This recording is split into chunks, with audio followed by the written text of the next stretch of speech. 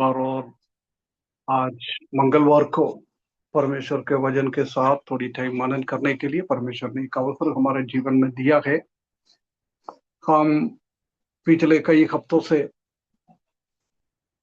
प्रकाशित वाक्य दूसरा अध्याय तीसरा अध्याय में कलीसियाओं को दे रहा है संदेश के बारे में सीख रहा था। अभी हम 14 कलीसिया है, तियतैरा का कलीसिया, उसी के पिछले दिनों में हम 22 पद हमने देखा था। उसके बाद 23 से भी थोड़ा सा हमने देख रहा था, है ना। इसलिए वो 22-23 एक बार और पढ़े।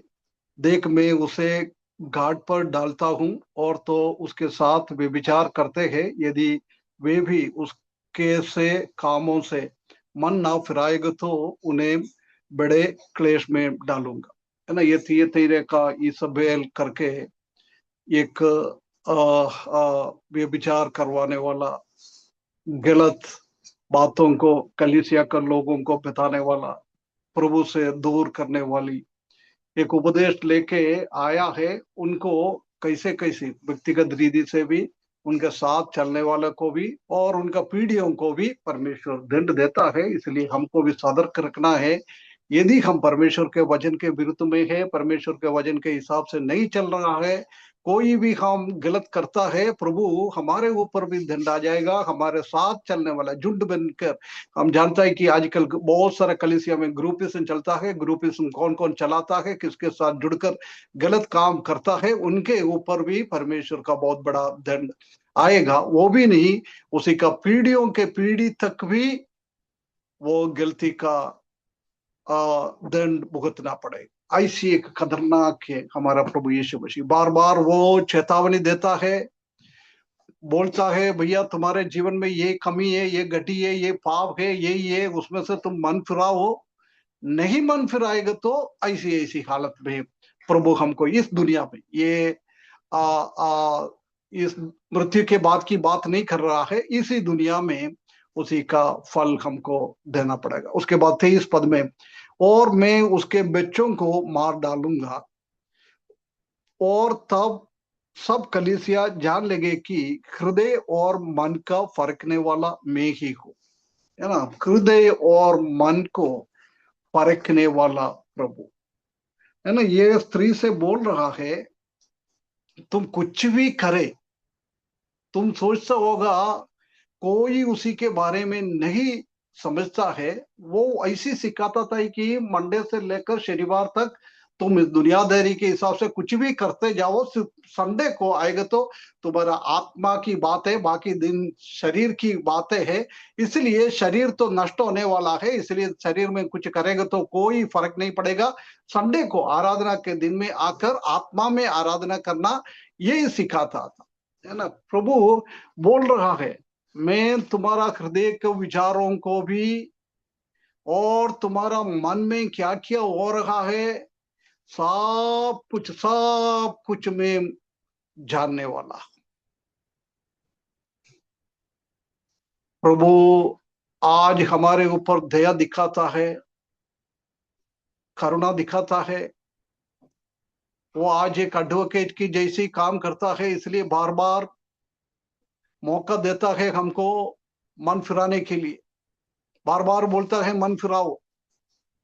मन फिरा के आगे तो वो उठाओ पुत्र के जैसी हम वापस आ सकता है, नहीं है तो परमेश्वर का दंड हमारे ऊपर आएगा, है ना। वो बोल रहे थे कलीसिया के लोगों को, हृदयों को और मन का साफ फरकने वाला प्रभु है। इसलिए प्रिय भाइयों बहनों, ये बात हम कभी भी नहीं भूलना है। ये हमारे हृदय के अंदर लिखे रखो, हमारे कमरे में कहीं ना कहीं जगहों में लिखे रखो। ऐसी कोई वर्सेस का बोर्ड मिलेगा तो इसी वर्सेस का बोर्ड मिलेगा तो उसी में लिखे रखो। ये हमेशा हमारा आंखों के सामने रखना है।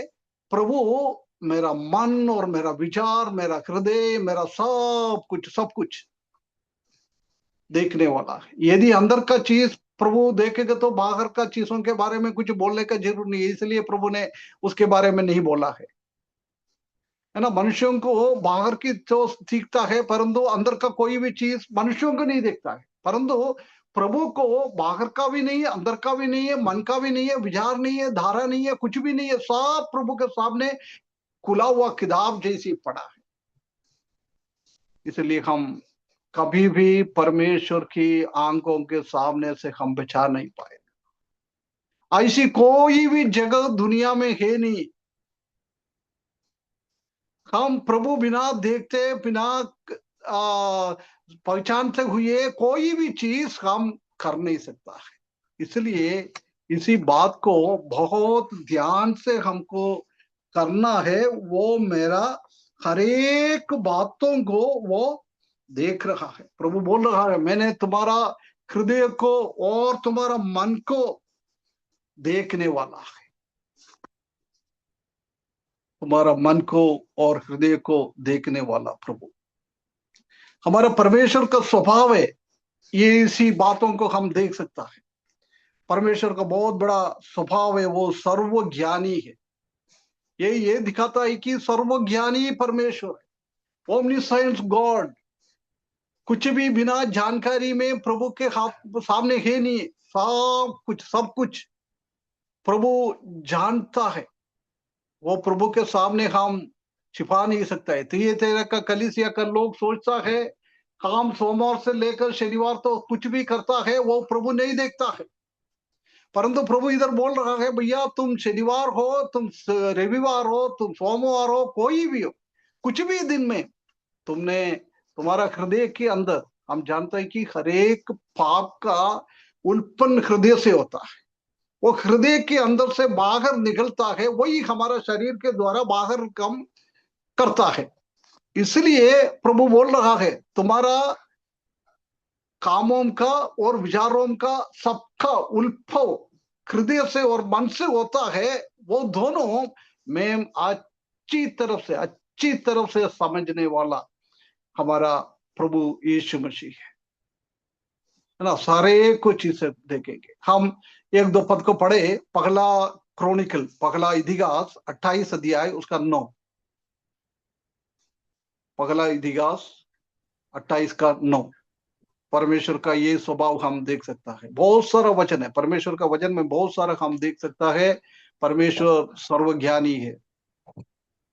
और ए मेरे पुत्र सुलेमान, तू अपने पिता के परमेश्वर का ज्ञान रख और खरे मन और प्रसन्न जीव से उसकी सेवा करता रहे, क्योंकि यहोवा मन को जांचता और विचार में जो कुछ उत्पन्न होता है उसे समझता है। यदि तू उसकी खोज में रहे तो वह मुझको मिलेगा, तुझको मिलेगा। बस परंतु बस यदि बरोबर, तू ठीक है ना। इधर शलोमोन को बहुत क्लियरली बोल रहा है, तुम्हारा मन साफ रखो। प्रभु हमसे भी बोल रहा है, तुम्हारा मन साफ रखो, तुम्हारा हृदय साफ रखो, तुम्हारे हृदय के अंदर कोई गंदगी ना आए। थियतैरा का, कलीसिया का, इसबेल का उपदेश तुम्हारा हृदय के अंदर ना आए। मैं तुम्हारा हृदय को जानने वाला है, मैं तुम्हारा मन को जानने वाला है ना। बार बार प्रभु बोल रहा है, हम समझ सकता है। भजन 7 का 9।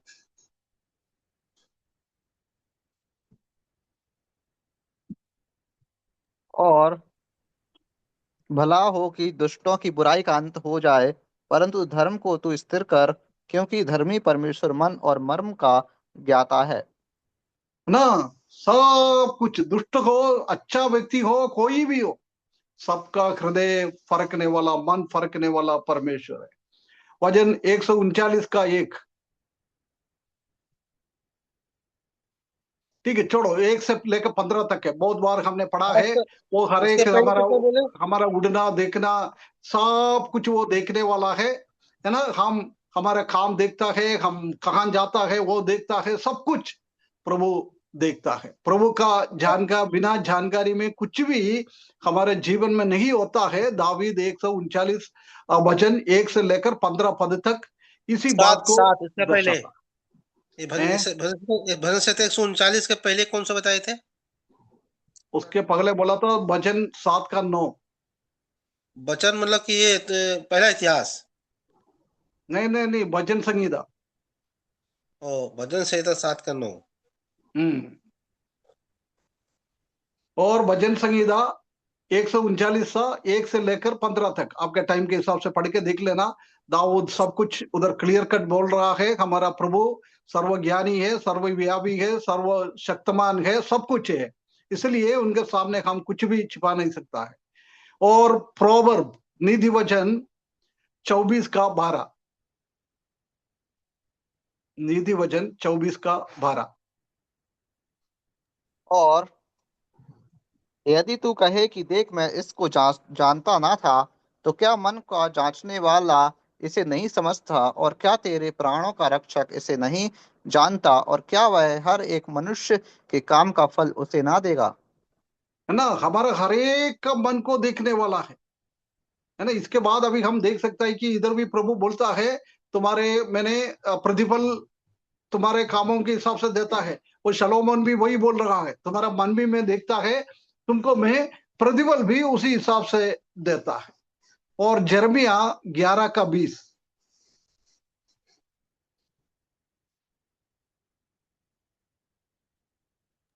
और परंतु अब हे सेनाओं के यहोवा, हे धर्मी न्यायी, हे अंत कारण की बातों के गाता, तू उनका पलटा ले और मुझे दिखा, क्योंकि मैंने अपना मुकदमा तेरे हाथ में छोड़ दिया है। है ना। इधर भी देखो, हमारे कामों के हिसाब से प्रभु बदला देने वाला है ना। कभी भी इसी बात को हम भूलना नहीं है, जर्मिया भी वही कहता है। और जर्मिया 17 का 10,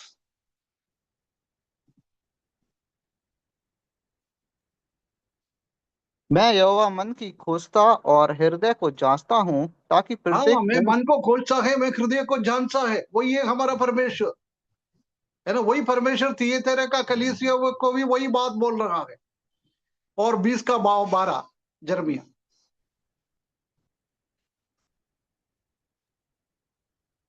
हे सेनाओं के यहोवा, हे धर्मियों के परखने वाले और हृदय और मन के ज्ञाता, तू उससे लेगा, उसे मैं देखूं, क्योंकि मैंने उस अपना मुकदमा तेरे ऊपर छोड़ दिया है। है ना। इधर भी वही देख रहा है प्रभु, हमारा हृदय को और हमारा मन को परमेश्वर जानता है। वही पिता परमेश्वर इस्राएली लोगों को और शलोमोन को ये बात बता रहा है, मैं सर्वज्ञानी परमेश्वर हूँ। वो प्रभु यीशु मसीह इधर भी बता रहा है, थियतैरा का कलीसिया का लोगों याद करो, मैंने तुम्हारा भी मन और हृदय को जांचने वाला है। उसका मतलब लोग बोलता ना कहीं प्रभु यीशु मसीह परमेश्वर नहीं है, हैं? परमेश्वर पिता परमेश्वर में और प्रभु यीशु मसीह में कुछ ऊपर नीचे का कोई है। परंतु इधर हम देख सकते हैं कि परमेश्वर में, पिता परमेश्वर में क्या क्या एट्रीब्यूट है, क्या क्या गुण है, क्या क्या स्वभाव है, वो सब हम प्रभु यीशु मसीह में भी देख सकता है। इसलिए कोई बोल नहीं सकता है प्रभु यीशु मसीह परमेश्वर नहीं है ना। यदि आपको सामने कोई ऐसा बोल रहा है प्रभु यीशु मसीह परमेश्वर नहीं है, परमेश्वर का स्वभाव पुराना नियम में हम देख सकता है कि वही स्वभाव नया नियम में प्रभु यीशु मसीह में सर्वशक्तिमान, सर्वज्ञानी, सर्वव्यापी हर एक स्वभाव को हम प्रभु यीशु मसीह में भी देख सकता है। इसलिए प्रिय भाइयों बहनों, हम हमारा व्यभिचार, हमारा गलत गलत काम, सब कुछ हम छोड़े ना, प्रभु से ज्यादा किसी से भी प्रेम ना करें, प्रभु के पीछे हम आराम से चलो, नहीं है तो प्रभु का बहुत बड़ा क्रोध हमारे ऊपर आ जाएगा। इसलिए तीसरे का कलीसिया में वो आ रहा है, वो तेजोमय आंग के साथ, है ना। तेजोमय आंग है उनके पास, जलते हुए आंग, वो आंग के साथ है तीसरे का कलीसिया में। इसलिए वो बोल रहा है, वो आंगों के सामने कोई भी बचा नहीं पाएगा, कोई भी बचा नहीं पाएगा। बहुत बड़ा एक सिटी स्कैन का मिशन है हमारा प्रभु यीशु मसीह का आंख। एक्सरे हो, सिटी स्कैन हो, सिर्फ शरीर का पार्ट्स को दिखता है, वो भी क्लियर नहीं दिखता है, थोड़ा सा ऐसे दिखता है। परंतु प्रभु यीशु मसीह के आंख के सामने सिर्फ हमारा शरीर की पार्ट्स नहीं है, अंग नहीं है, हमारा हृदय के अंदर भी, मन के अंदर भी चल रहा है। वो अच्छी बात हो, बुराई बात हो, गंदगी हो, कुछ भी हो, हमारा प्रभु जानता है। प्रिय भाइयों बहनों, परमेश्वर की वचन के सामने हम अपने आप को जांचे, है ना। इसलिए दाऊद ने 139 भजन संगीता में आखिरी में बोल रहा है, ओ प्रभु, मैं आपका ऑपरेशन थिएटर में आया हुआ, है ना। मेरा हृदय को आप थोड़ा थोड़ा काट दो, मेरा छाती को थोड़ा काट कर मेरा हृदय के अंदर की बातों को आप थोड़ा जांचो प्रभु।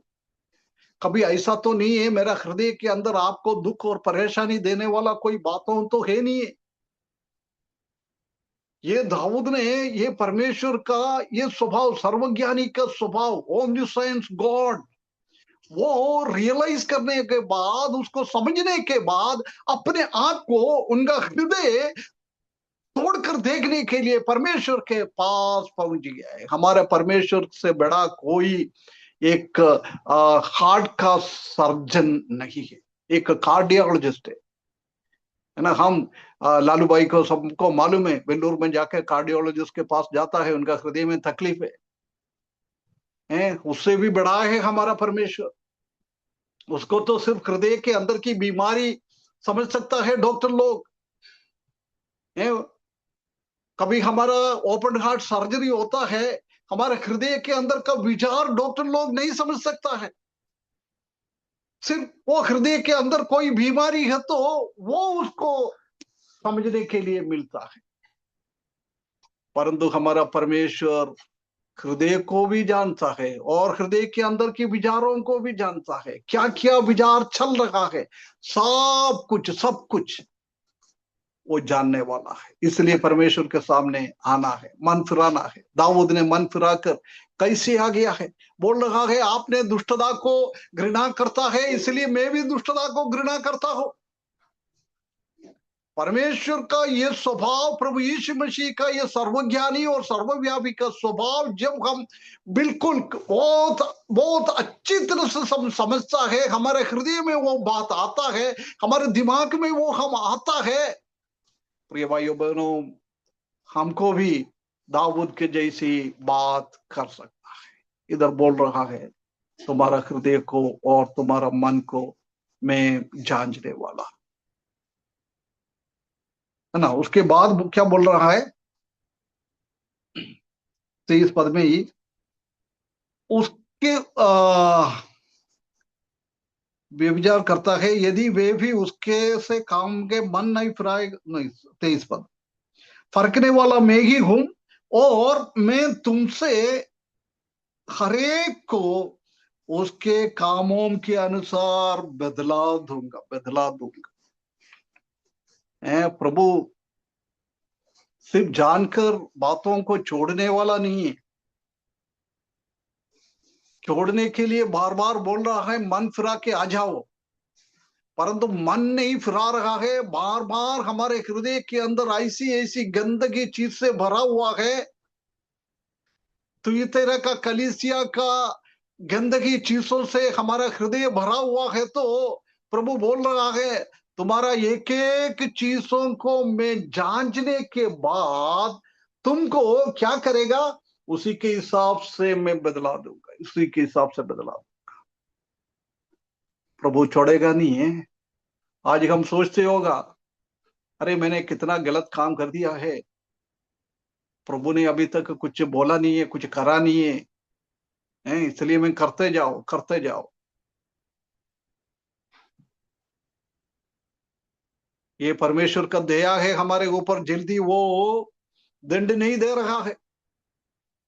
बार बार हमारे गलतियों को वो हमसे बातें करता है। कई हफ्तों से हमने हर एक कलीसिया के जीवन में, कलीसियाओं में क्या क्या गलतियां हैं वो हम सीख रहा है। क्यों हम ये सीख रहा है? हमारा ज्ञान बढ़ाने के लिए ही क्या, और ये सीख के हम कलीसिया में जाके सिखाने के लिए ही क्या? ये अच्छी बात है, परंतु उससे बढ़कर हम जब परमेश्वर का वचन सुनता है,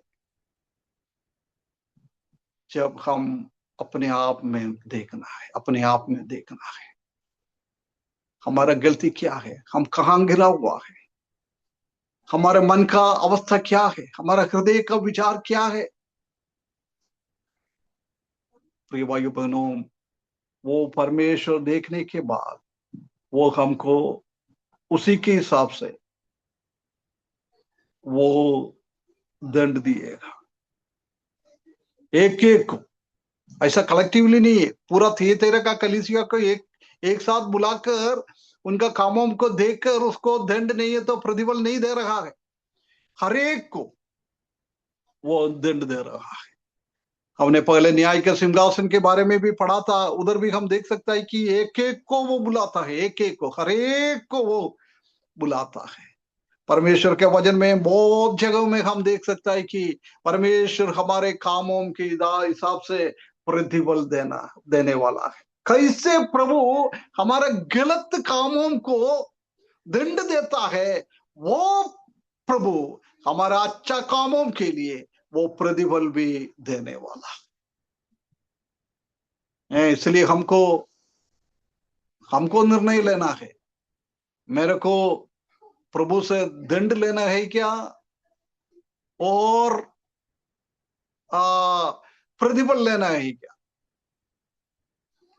प्रभु इसी बातें साहब परमेश्वर का वचन में लिखे रखा हुआ है, हमको परमेश्वर का वचन सीखना है, परमेश्वर का वचन पढ़ना है, उसी हिसाब से निर्णय मुझे लेना है, आपको लेना है।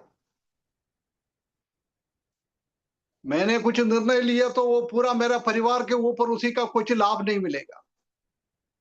मैंने किया तो मुझे मिलेगा, मेरा पत्नी करेगा तो मेरे पत्नी को मिलेगा, मेरा बेटा करेगा तो बेटे को, मेरा बेटी करेगा तो बेटी को, मेरा दामाद करेगा तो दामाद को, मेरा पोता करेगा तो पोते को, हरेक को, हरेक को, हरेक को वो प्रतिफल देना है। 2-3 शब्द जल्दी पढ़े, मत्ती सुसमाचार 16 का 27, मत्ती 16 का 27, Matthew 16:26, मनुष्य सॉरी का 16:27। मनुष्य का पुत्र अपने स्वर्गदूतों मनुष्य का पुत्र अपने स्वर्गदूतों के साथ अपने पिता की महिमा में आएगा, और उस समय वह हर एक को उसके कामों के अनुसार प्रतिफल देगा। है ना, एक एक को उसके कामों के हिसाब से प्रतिफल दिए ना। ज्यादा बोलने का जरूर नहीं है, प्रभु महिमा में आने वाला है। तेरे का कलीसिया को भी वही बोल रहा है, मैं शीघ्र आने वाला हूं। आगे वाले पढ़ो में पद देख सकता है, मेरे हाथों में प्रतिफल के साथ है, मैं ऐसा नहीं। प्रभु यीशु मसीह को हमको प्रतिफल देने का क्या जरूरी है, कुछ जरूरी है क्या है। प्रभु यीशु मसीह को हमको कुछ प्रतिफल देने का जरूरी है क्या। हेलो भाई बहनों, कोई भी जवाब दे दो ना यार। जरूरी है। जी सर, जरूरी है। हैं जरूरी है। नहीं, एनोश बोल रहा जरूरी है, राजेंद्र भाई क्या बोला, नहीं है क्या है? जरूरी है, जरूरी है, प्रतिफल देना है। जरूरी है। क्यों, हमने क्या करा है। कोई जरूरत नहीं है। कोई जरूरत नहीं है, परमेश्वर ने सबसे बड़ा मूल्य हमको दिया है, अपने एकलौता बेटा प्रभु यीशु मसीह को उसने दिया है। प्रिय भाइयों बहनों, उसी के बदले हम क्या कर सकता है, हम क्या ले सकता है। उसी ने इतना बड़ा उपकार हमारे जीवन में किया है, इसलिए हम थोड़ा बहुत छोटा मोटा काम करता है। उसी के प्रतिफल देने का कोई जरूर नहीं, परंतु हमारा परमेश्वर कितना दयालु है, कितना दयालु है। 2000 साल पहले बहुत बड़ा सबसे ऊंचा, सबसे बड़ा प्रतिफल परमेश्वर ने काल्वरी क्रूस पर हमारे लिए दिया है। उससे बढ़कर क्या है प्रतिफल, कुछ भी नहीं है, कुछ भी नहीं है। उसके बावजूद भी देखो, फिर से वो आएगा, हम प्रभु के लिए खड़ा हुआ हर एक चीजों के लिए वो प्रतिफल दिए ना। जब न्याय के सिंहासन के सामने प्रतिफल के बारे में हमने देखा है, यदि कोई प्रभु का दास को एक गिलास ठंडा का पानी दिएगा तो भी वो भी नहीं भूलता है प्रभु, उसी के लिए वो इनाम दिएगा। रोमियो का किताब 2:6, रोमियो 2:6। वह हर एक को उसके कामों के अनुसार बदला देगा।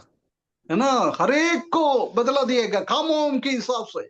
यदि आपने प्रभु का महिमा के लिए, प्रभु का इच्छा के हिसाब से, परमेश्वर का वचन के हिसाब से हमने अच्छा काम किया तो उसी को उसी हिसाब से बदला मिलेगा। यदि हमने ये बहुत बहुमूल्य उपहार मिलने के बाद भी हमने कुछ नहीं कर रहा है, हमने फिर तो उसके बाद भी हमारा पुराना शरीर का स्वभाव के हिसाब से हम काम कर रहा है, तो ये तेरा का कलीसिया का इसबेल की जैसी हम काम कर रहा है। प्रिय भाइयों बहनों, उसके लिए भी हमको बदला ले लेगा। उसके लिए स्वर्ग में जाने के बाद नहीं, इस पृथ्वी पे हमको बदला मिलेगा। नरक का शिक्षा के नहीं, जिसने हकीकत में उद्धार पाया है, उद्धार पाने के बाद भी कभी शारीरिक रीति से उसका जीवन बिताएगा तो भी नरक में तो नहीं जाएगा। यदि जीवन के किताब में नाम लिखेगा तो, है ना, उसी का भी बदला। अभी वही बोल रहा है, मैंने तुमको पलंग में पड़े रहूंगा, तुम्हारे साथ वाले को मैं इतना क्लेश दे दूंगा, तुम्हारा पीढ़ियों को भी मैं मार डालूंगा। ये सब ये दुनिया में हो रहा है, स्वर्ग में नहीं। स्वर्ग में कोई मृत्यु है नहीं, कोई भी नहीं मरेगा, है ना। इसलिए वो स्वर्ग की बात नहीं कहा है। वो नरक की भी बात नहीं है। नरक में भी हम जानते हैं कि मरने के बाद ही जाता है, इसलिए उधर भी जाके कोई मृत्यु नहीं। ऑलरेडी उन लोगों का सबका मृत्यु हो गया है। पहला मृत्यु हो गया, दूसरा मृत्यु है, वो नरक के अंदर जाएगा। इसलिए ये हम बहुत क्लियरली हम समझ सकता है कि ये भविष्य की बात नहीं है, आज हमारे ऊपर होने वाला दंड है। परंतु परमेश्वर का ये प्रतिफल इस दुनिया के लिए नहीं, वो हम स्वर्ग में प्रभु के पास जाने के टाइम प्रतिफल मिलता है। दूसरा तिमोथी 4:14, 2 तिमोथी 4:14। सिकंदर ठठेरे ना, मुझसे बहुत बुराइयां की है, प्रभु उसे उसके कामों के अनुसार बदला देगा। है ना, प्रभु उसके कामों के हिसाब से बदला दूंगा। प्रिय भाइयों बहनों, ये ध्यान रखो, ध्यान रखो, ध्यान रखो। हम कुछ करने के पहले 10 बार सोचे, ये कामों के द्वारा प्रभु से मैं प्रतिफल पाएंगे क्या, और प्रभु से मेरा ऊपर दंड आ जाएंगे क्या। एकदम जल्दीबाजी में कुछ भी काम ना करें, 10 बार सोचे हम, इसी से प्रभु का महिमा मिल रही क्या, प्रभु को अपमान मिल रही क्या। बदला देने के लिए प्रभु आने वाला है, दंड के साथ प्रभु हमारे बीच में है। प्रतिफल देने के लिए वो जल्दी आएगा, जल्दी आएगा। प्रकाशित वाक्य 22:12।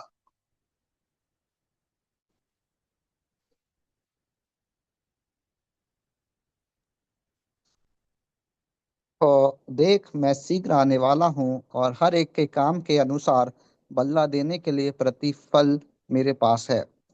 है ना, प्रभु बोल रहे हैं आखिरी हर एक चीजों को, दुनिया में होने वाला हर एक चीजों को यूहन्ना को दिखाने के बाद, वो हमको भी लिख के दिया हुआ है, हमको भी ये बताने के बाद आखिरी में प्रभु यीशु मसीह बोल रहा है, मैं जल्दी आने वाला हूं, जल्दी आने वाला हूं, मेरे हाथ में हर एक को देने के लिए प्रतिफल है। हमारा प्रभु कितना कारुण्यवान है, कितना दयालु है हमारा प्रभु, उनके जैसा कौन है। यदि हम किसी को मदद करेंगे तो हम चाहता है कि वो लोग फ्री में हमको कुछ करके दे, हम ऐसी सोचता है। वो करके नहीं दिएगा तो भी कुछ हम उससे डिमांड करेगा तो पूछेगा, भैया देख, उसी दिन मैंने तुमको ऐसी फलाई किया था ना, ये मदद किया था ना। ये बात मनुष्य के अंदर से आता है, परंतु परमेश्वर के अंदर से कभी नहीं ऐसी। इसलिए वो प्रतिफल लेके हमको देने के लिए आ रहा है। प्रिय भाइयों बहनों, हम उसी हिसाब से प्रतिफल लेने के लिए, हम हमारा जीवन को आगे बढ़ाने के लिए, पर कभी भी वो तेरे का कलीसिया का गलत काम करने वाले के लोगों के ऊपर और उनके साथ वाले के लोगों के ऊपर, उनका संतानों के ऊपर परमेश्वर का बहुत बड़ा क्रोध, परमेश्वर ने उनको मार डालने का ऐसी ऐसी अवसर हमारे जीवन में ना आए, उसके लिए हम काम ना करें। हम सोच समझ कर हम काम करें, वही परमेश्वर हमसे चाहता है। इसलिए बार बार परमेश्वर इसी बात को बताता है।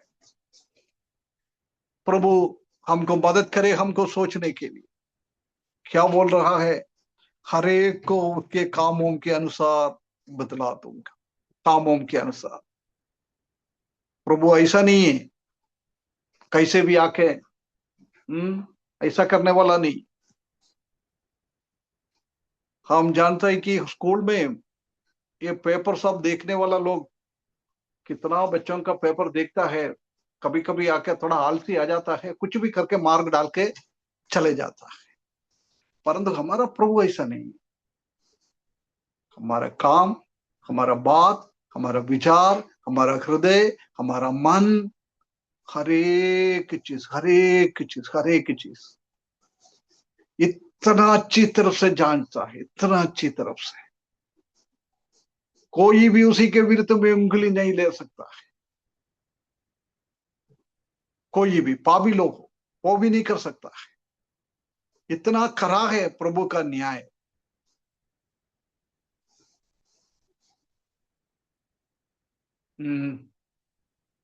आज प्रभु यीशु मसीह आएगा तो हमारा स्थिति क्या होगा। प्रभु यीशु मसीह आने के लिए देर है तो हमारा इस दुनिया में हम प्रभु से क्या क्या दंड हमारे ऊपर आएगा। कभी हम सोचता है? नहीं सोचता ना, सोचता नहीं है, चलता रहता है। बीमारियां ये सब बहुत बार हमारा ऐसी ऐसी कामों के द्वारा आता है। प्रभु हमको मदद करे हम इसी बात को जांचने के लिए। प्रभु हमको प्रतिफल देने के लिए आने वाला है।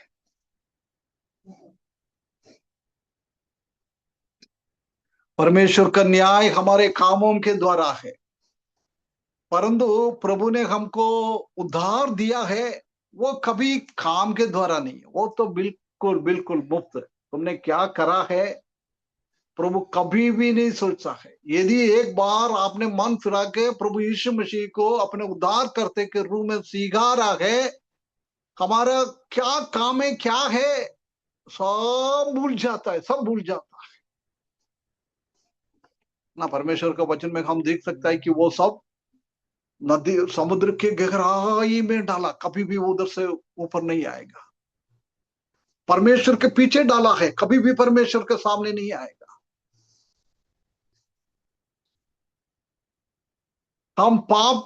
हम जन्म से हमने क्या क्या करता रहता है वो सब परमेश्वर के स्वर्ग में एक एक के लिए एक एक थैली है, उसी के अंदर डालता रहता है हिसाब।